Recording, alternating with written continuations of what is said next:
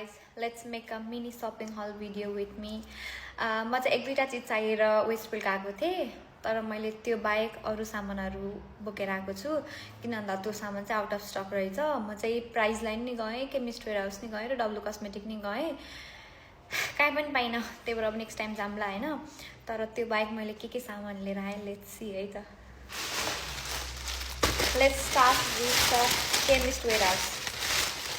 Chemist वेयर हाउसबाट मैले यो लोरेलको ग्लास स्किन लिक्विड क्रिम लिएर आएको छु।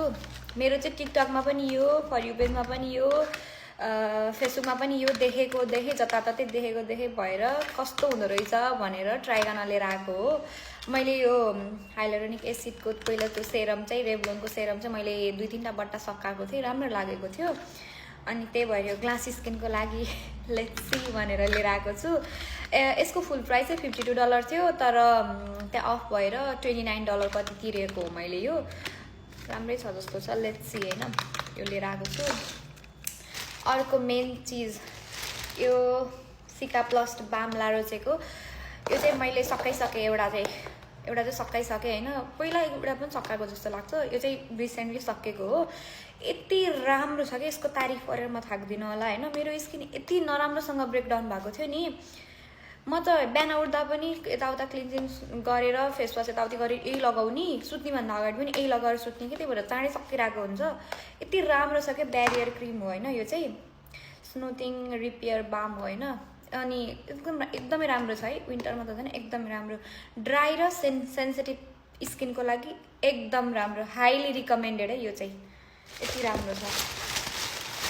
अनि अर्को लारोचेकै यो टिन्टेड सनस्क्रिन लिएर आएको छु।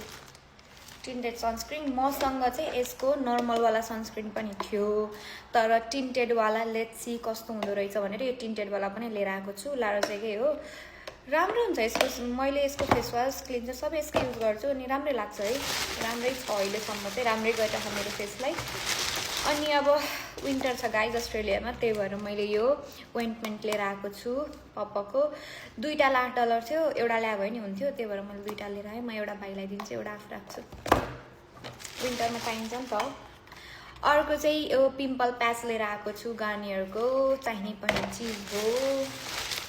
अनि अर्को यो रेभलनको इन्डलेस स्पाइसवाला लिपस्टिक हो। यो चाहिँ 2-in-1 हो के, माथि चाहिँ लिपस्टिक छ होइन, लिक्विड लिपस्टिक छ, अनि तल चाहिँ ग्लस छ क्या, 2-in-1 छ। यो 17 समथिङ कति डलर थियो होइन, 16 point समथिङ हो कि कति थियो, चाहिँ पनि हल्का अफ नै थियो। अनि ठ्याक्क ब्राउन सेडै भेटेँ कि मैले, अनि यस्तो ब्राउन सेडहरू राम्रै लागिरहेको हुन्छ मलाई, त्यही भएर मैले लिएर आइहालेँ। यो एकताका भिडियोमा देखिरहेको थिएँ टिकटकतिर, अनि आज भेटिहालेँ नि लिएर आएँ होइन।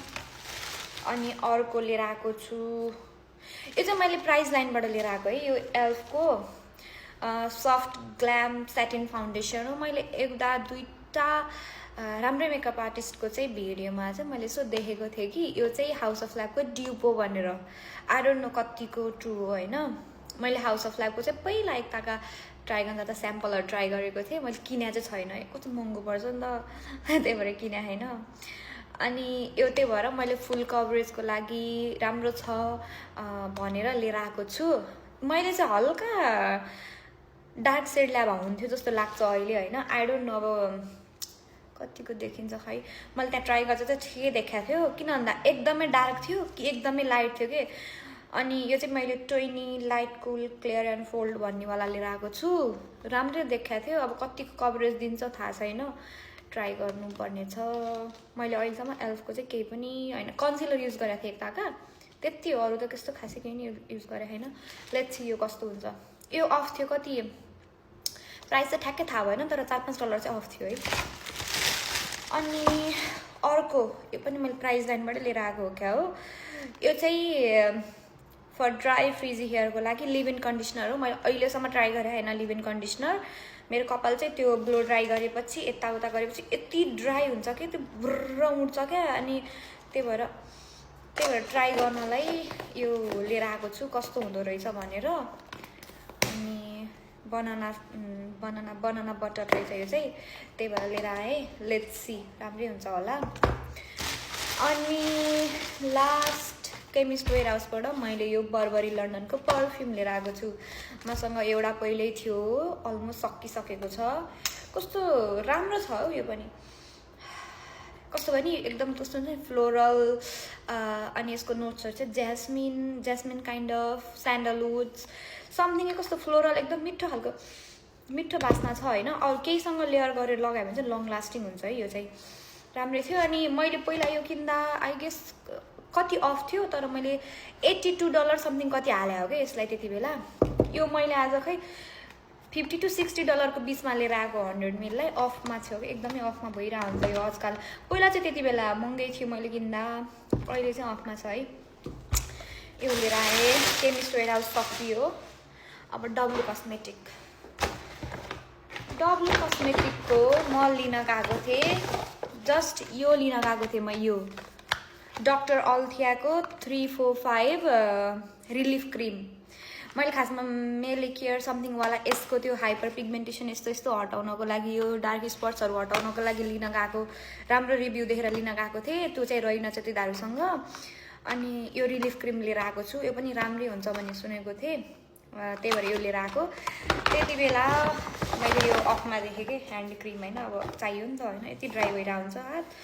अनि त्यही भएर यो रोज फ्लेभरको फ्रेस रोज ह्यान्ड क्रिम लिएर आएको छु। 3टालाई गेस जम्मा $4 के, एउटालाई $4 परिरहेको हुन्थ्यो यार अरू बेलामा, 3टालाई $4, 90% अफ थियो।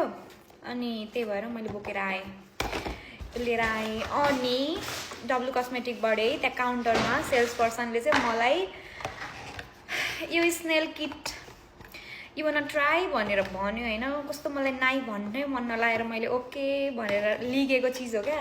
मैले कोजेरेक्सको केही युज गरेँ छैन, अहिलेसम्म केही युज गरेँ छैन।